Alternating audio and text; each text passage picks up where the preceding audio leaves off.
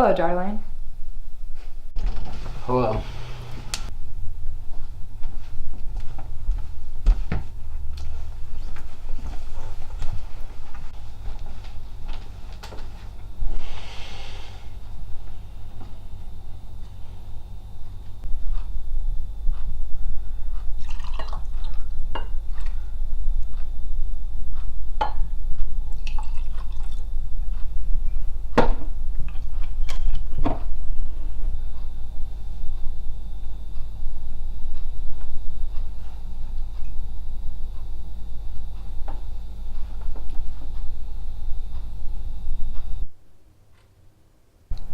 I love the warmth that comes out of him when we're alone together like this.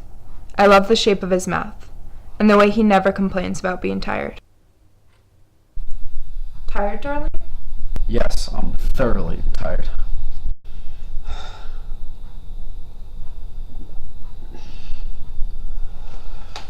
I'll get it. Sit down.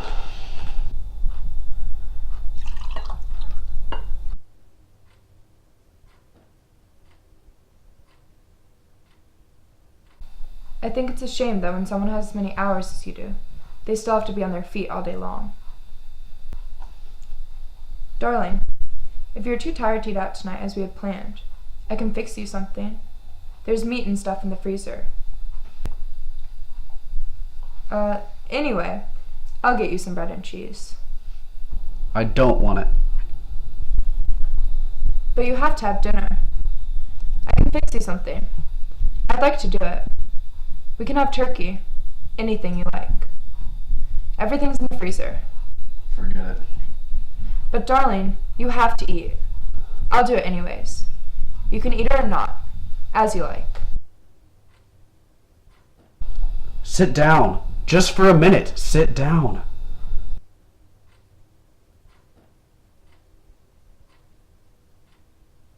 Listen, I've got something to tell you.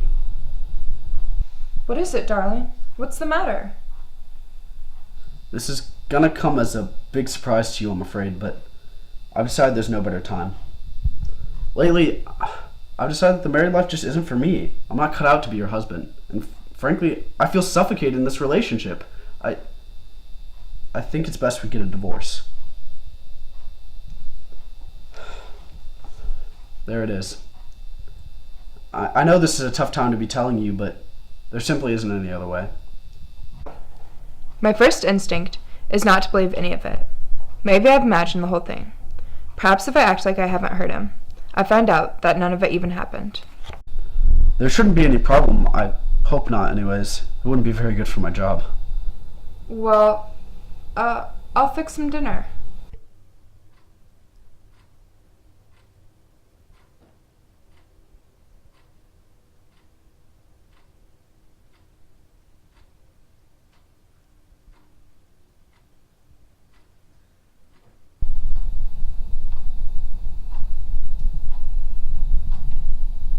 I've already told you.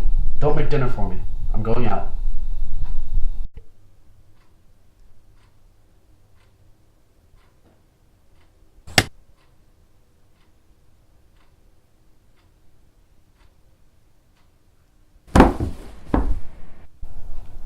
Alright, so I've killed him. I know what the punishment will be. It makes no difference to me. In fact, it will be a relief. But what about the baby? What are the laws about murders with unborn children? Do they kill them both, mother and child? Do they wait until the baby is born? I don't want to take a chance and risk my baby's life.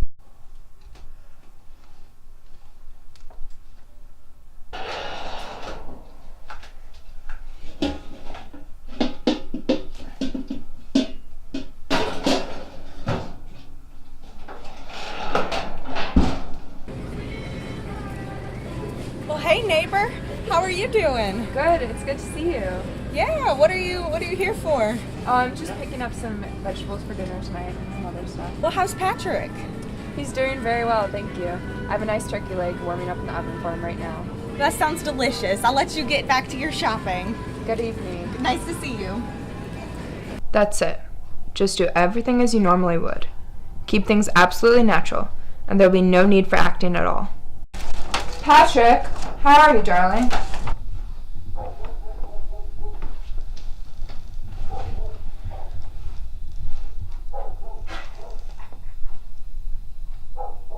Quick! Come quickly! Patrick is dead! Who's speaking? Mrs. Maloney. Mrs. Patrick Maloney. Do you mean to tell me that Patrick's dead? I think so. I'll be there immediately.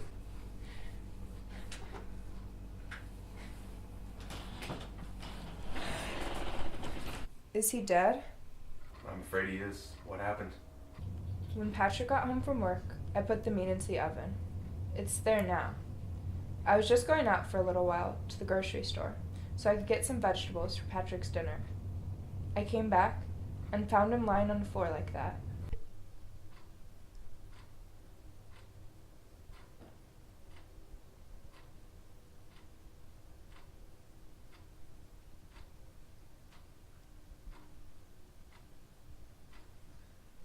Your husband was killed by a strong blow to the back of the head. I'll have people looking for the weapon now. The murderer might have taken it with him, but he might have thrown it away or hidden it. It's the old story. Get the weapon and you've got the murderer. Mrs. Maloney, do you know of anything in the house that could have been used as a weapon? Can you look around and see if anything is missing? I don't think I could will myself to do that right now. I can't believe my husband is dead. My darling husband. It's all right, ma'am. We'll find the bastard who did this.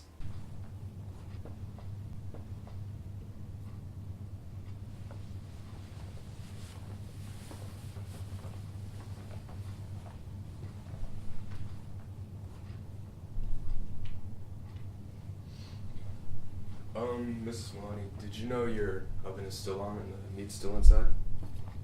Oh, you're right. I better go turn it off.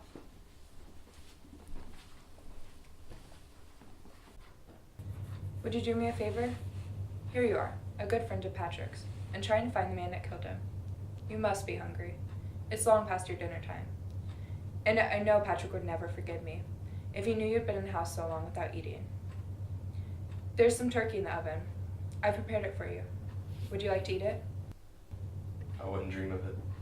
Please. Personally, I couldn't eat anything right now, but it'd be a big favor to me if you could. Then you can go on with your work. All right. It must have been a big bar the murderer used to hit poor Patrick. The doctor says the back of his head was broken into pieces. That's why the weapon should be easy to find. Whoever did it, he can't carry a weapon that big around with him. The weapon is probably near the house. In fact, it's probably right under our noses.